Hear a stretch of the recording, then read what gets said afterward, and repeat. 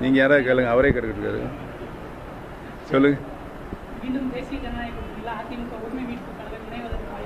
இல்லை, நாங்கள் அந்த கூட்டணியிலிருந்து வெளியில் வந்து விட்டோம். வெளியில் இருந்தோம். மாண்புமிகு உள்துறை மத்திய உள்துறை அமைச்சர் அவர்கள் அழைத்தார்கள். சென்று தமிழகத்தினுடைய அரசியல் களத்தினுடைய நிலவரங்களை தெரிவித்து வந்தார்கள். சொல்லுங்க. தேர்தல் எங்களை பொறுத்தவரையில் அனைத்து இந்திய அண்ணா முன்னேற்ற கழகத்தில் பிரிந்து கிடக்கின்ற சக்தி எல்லாம் ஒன்று சேர வேண்டும்.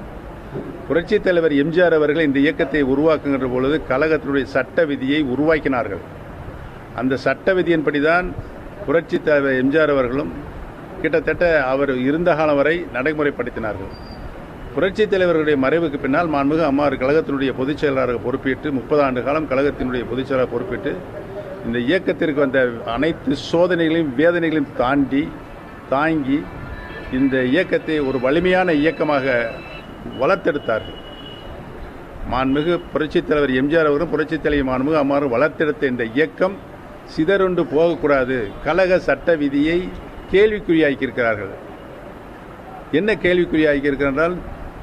முதலில் அனைத்து இந்திய அண்ணா முன்னேற்ற கழகத்தினுடைய சட்ட விதி கழகத்தினுடைய பொதுச் செயலாளரை கழகத்தினுடைய அடிப்படை தொண்டர்கள் தங்களுடைய வாக்குரிமையை அளித்து தேர்தல் மூலமாக தேர்வு செய்யப்பட வேண்டும் என்பதுதான் கழகத்தினுடைய சட்ட விதி.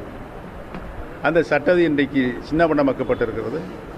யார் வேண்டுமானாலும் கழகத்தினுடைய அடிப்படை உறுப்பினர் யார் வேண்டுமானாலும் கழகத்தினுடைய பொதுச் செயலாளராக போட்டியிடலாம் என்ற கழக சட்ட விதி இன்றைக்கு மாற்றப்பட்டிருக்கிறது.